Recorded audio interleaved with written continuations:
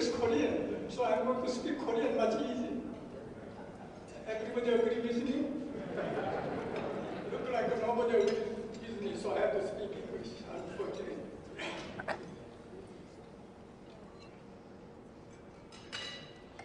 Consul General Jeong-Guan graduated from Seoul National University in 1982 and received a master's degree from Georgetown University, Washington, D.C., 1988. Mr. Lee has served as Consul General of Korean Consulate in San Francisco since early 2010. He has had a distinguished career since joining the Ministry of Foreign Affairs in 1981, including Second Secretary at the Korean Embassy in Japan 1989, and also in the Republic of Bulgaria in 1992. He was the first Secretary of the Korean Embassy in Washington, D.C. in 1996, and second man to the presidential office in 2000. He was a Director of North Affairs Division, Director General, Overseas Korean and Consular Affairs Bureau. He is married with one daughter and one son. Please join me in welcoming General Consul.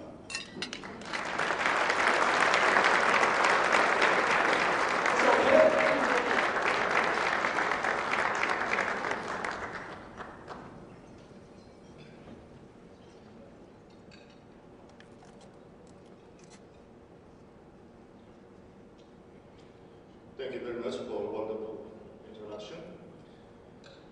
Ladies and gentlemen, it's truly my greatest honor and pleasure to meet all of you, many distinguished members of this Denver Rotary Club, and have a very precious opportunity to speak about my country. Since March of last year, I've been very fortunate to represent the Korean government in this beautiful state of Colorado. I have been to many regions in the United States, and without a doubt, Colorado offered me the most memorable and breathtaking sceneries. On the other hand, however, I find it very unfortunate that I do not get to come here very often, because my jurisdiction includes other areas like California and state of Utah and Wyoming. And I'm primarily based in San Francisco. So, Denver and myself is kind of like a long-distance relationship where the more you don't get to see someone or something, the more you miss it and want to see it. There's a popular Korean proverb that compares a man who brags about his children or his wife to a premature baby. We call those men 팔불출 in the Korean language, which means a baby who is born just 8 months into gestation, not fully developed and quite foolish. Today, I do not want to risk being called this 팔불출, although as a representative of the Korean government, it's my job to say only good things about my country. So, please allow me to begin my presentation by saying a few words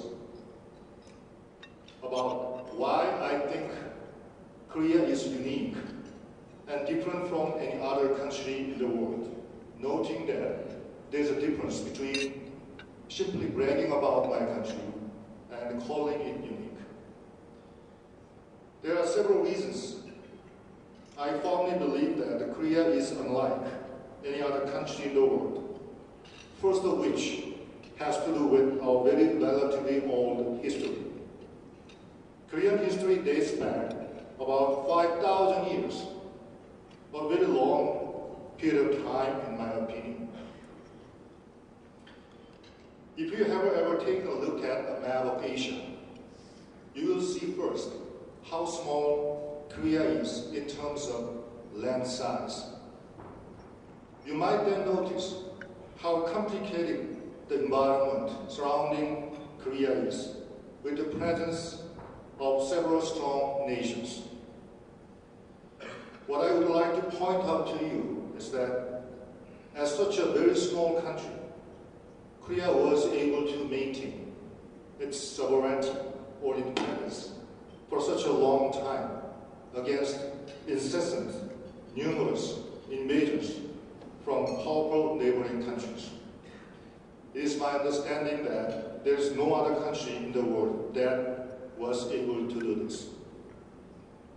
However, despite our long history of subordination, and despite the many years our ancestors have been successful at protecting our country from foreign aggressions, Korea finally suffered a heartbreaking invasion by our Japanese neighbors in the early 20th century. The Japanese occupation of Korea lasted a brutal 36 years, and this is perhaps one of the lowest points in the history of our nation. But the tragedy of the Korean people did not end there. In 1950, 5 years after the independence from Japan, we went to war with our own blood, our North Korean brothers. And during the time of the post-Korean War in the 1950s, Korea was perhaps one of the poorest countries in the world. Not only war-torn and economically unstable, the country was in low morale and covered in hopelessness.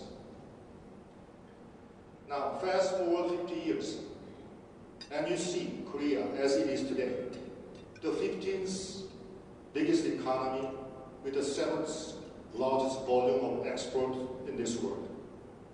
It may be difficult for many people to believe that just a half century ago, Korea was ranked alongside the poorer countries in Africa and South Asia, relying heavily on foreign aid for its survival.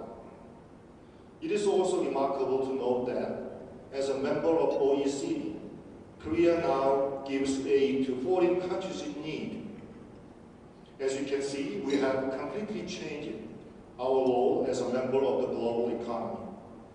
And politically, there are few countries that have achieved and maintained a democracy faster than South Korea.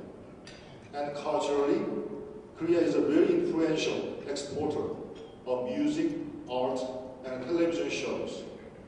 There's even a term that describes this phenomenon called Korean Wave, which started in Asia and is slowly starting to move west.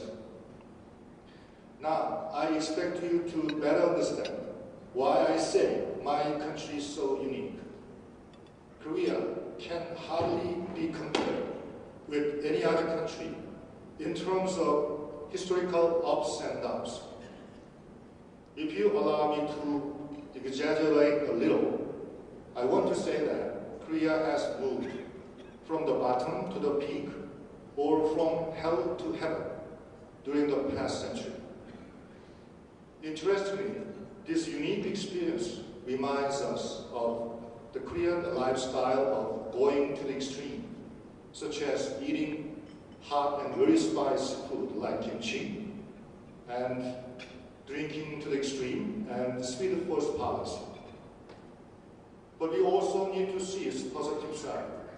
I believe that such an uptight, no-play environment helped Korean people to become strong, competitive, and dynamic. I think I'd better stop here being a spokesman for the Korean government and move to the main point of my presentation today, the bilateral relations between Korea and the United States. Again here, uniqueness will be a key word, but this time you will find me to be a little critical and provocative. As introduced, I have spent a substantial